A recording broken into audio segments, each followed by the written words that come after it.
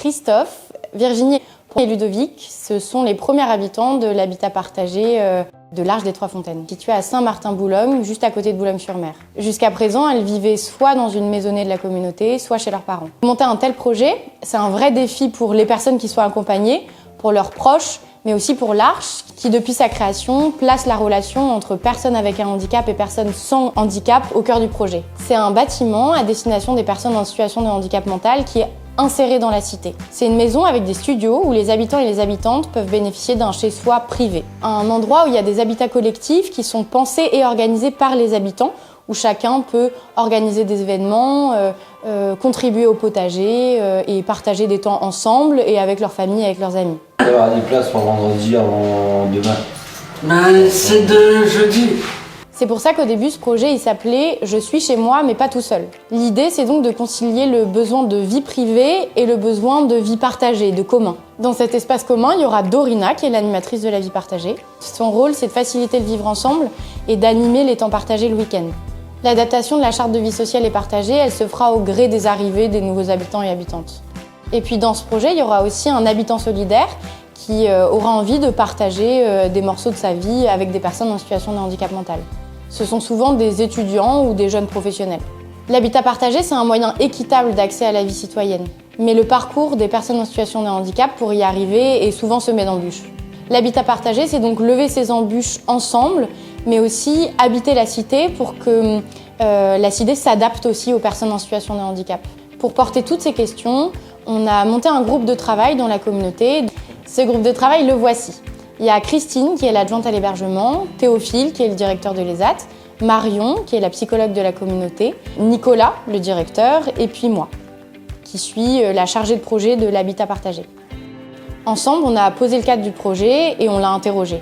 À quel point quelqu'un qui dit « moi je veux pas aider les autres », ça ne veut pas dire pour autant que demain il est incapable de trouver sa place dans un collectif.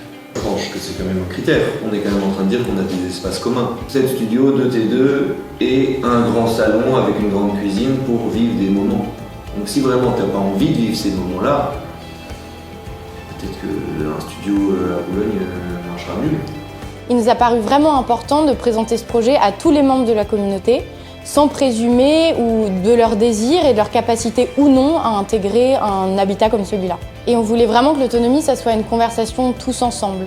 Personnes accueillies, assistants, jeunes, vieux, personnes dépendantes ou personnes qui soient déjà émancipées.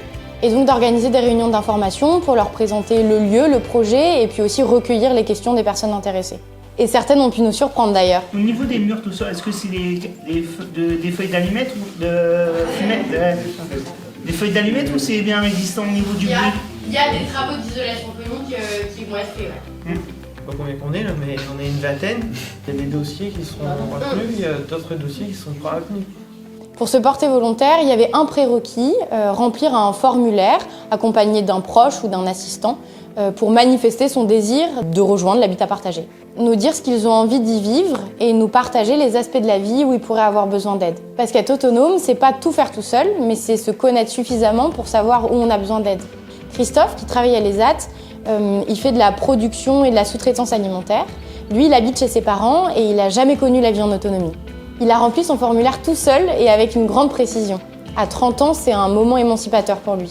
Pour Virginie, la situation elle est un peu différente. Elle est membre de la communauté et pour l'instant, elle habite au foyer des Oya. Elle connaît donc bien la vie en foyer, c'est un mode de vie qu'elle apprécie, mais dont elle regrette quand même certaines contraintes.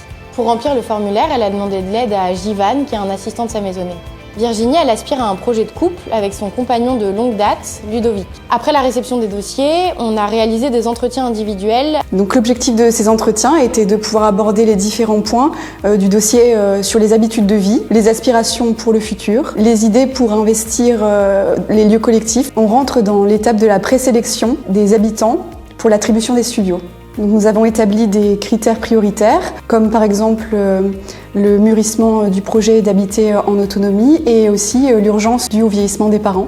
Ce n'est pas l'accompagnement de nos maisonnées traditionnelles et chacun doit pouvoir en prendre conscience, y compris les familles avec qui une réunion d'information est organisée. Cette réunion a été l'occasion de poser leurs questions, comprendre davantage la nature du projet, entendre les envies de leurs enfants et de légitimer leurs choix. On va donc rencontrer chacun, questionner la peur de vivre seul ou ce qui se joue dans quitter le domicile familial.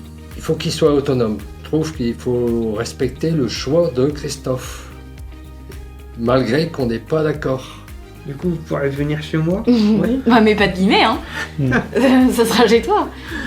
Et pour certains, on va acter avec eux que c'est pas le mode de vie qui leur conviendrait pour l'instant. Cette décision d'enlever une candidature, elle peut être prise avec la personne, mais il faut aussi assumer que nous, professionnels, on a un regard externe et on peut décider aussi que c'était pas le moment. Et que sa décision, elle soit accueillie comme une opportunité d'apprendre et de grandir. Une des conditions d'accéder à cet habitat partagé, c'était de faire une semaine d'immersion dans un studio de la communauté pour expérimenter ce que ça voulait dire de vivre seul et en autonomie quand on l'avait jamais vécu auparavant. Ce soir, tu vas manger quoi? Que tu vas faire toi-même? Pour Christophe, par exemple, dormir seul, en dehors de chez ses parents, c'était une énorme source d'angoisse et de stress. Mais avec ce studio qui est pas loin de la communauté et le contact que ça a amené, il a réussi à le surmonter. Enfin, moi, je suis quelqu'un qui apprend beaucoup et très souvent, voire tout le temps, j'angoisse et je stresse pour rien. Ça me déstabilise les nouvelles choses. C'est pour ça que c'était difficile. A contrario, cette étape-là, elle a dissuadé un potentiel futur habitant. Au moment d'aller s'installer dans le studio, il a réalisé à ce moment-là que ça voulait dire quitter chez lui, quitter sa mère, quitter son confort.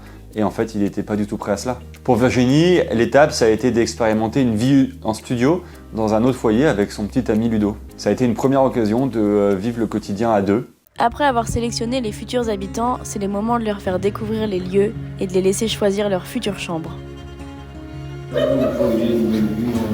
Ah, donc la belle vue, c'est important quand même. Pour aller au stade de la Libération. C'est à côté, lui. Ouais. Enfin, je vais faire la vaisselle bientôt. Là. À un mois de l'emménagement dans le nouvel habitat, on va démarrer le travail d'ébauche sur la charte de vie sociale et partagée. À mon arrivée en tant qu'animatrice du lieu, je prends la suite du travail accompli par Clémence. Nous continuons donc le format de réunion bimensuelle. Les futurs habitants et habitantes se mettent au travail. Au programme, définir les règles de vie commune. Quelles sont les règles les plus importantes pour qu'on s'entende bien, pour que ça se passe bien au quotidien, dans la vie partagée? Les choses. Se respecter. Se respecter. L'objectif est de créer un espace de parole libre où chacun est acteur et concepteur du cadre de vie commun. Après quelques mois, le lieu est enfin là, ouvert, avec 7 habitants déjà, dont 6 personnes en situation de handicap. Chacun a eu besoin de trouver ses repères d'abord dans son logement personnel, mais aussi dans les espaces communs. Le groupe se crée petit à petit et chacun se découvre un peu différemment dans cette vie d'autonomie. Nous avons une soirée commune par semaine, le jeudi soir, où nous nous retrouvons tous autour d'un repas convivial. C'est l'occasion d'échanger sur les questions, l'organisation des sorties ou les repas, etc. Mais certains soirs, chacun est dans son logement, se prépare son repas, voit des amis, sort, voilà. Mais de temps en temps, spontanément, on peut se retrouver dans la cuisine ou dans le salon, à 2, à 3, à 4. Ils avaient pas mal d'appréhension au début et petit à petit, ils ont vu qu'ils arrivaient à gérer leur quotidien, leurs courses, les sorties, les rendez-vous, certains avec l'aide de services d'accompagnement extérieur. Il peut y avoir des rires, on regarde les publicités qu'on a reçues dans la boîte aux lettres. Chacun a sa boîte aux lettres et les vérifie quasiment tous les jours. Ils disent tous que c'était un grand changement dans leur vie, qu'ils l'ont attendu avec impatience et que le jour où c'est arrivé, où ils ont signé le bail, où ils ont eu les clés, ils sont arrivés dans leur logement, ça a été un grand moment et dans leur vie d'adulte, c'était vraiment une étape importante et ils l'expriment avec beaucoup d'émotion à chaque fois. Voilà l'un des SMS que j'ai lus. Alors ça y est, aujourd'hui c'est le grand saut vers l'indépendance. Ne t'inquiète pas, tu en es parfaitement capable. Tu dois être angoissé, mais c'est normal. En tout cas, je suis très fier de toi, Christophe. Je te souhaite une très bonne installation dans ton chez-toi et je te souhaite beaucoup de bonheur. Gros bisous.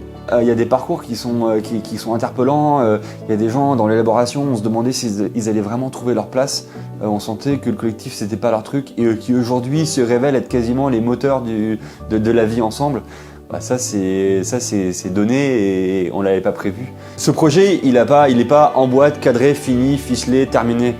C'est quelque chose qui est vivant, qui va continuer à vivre, que ce soit les habitants qui vont arriver, partir, que ce soit nous dans notre rôle d'accompagnateur ou de gestionnaire de cet habitat.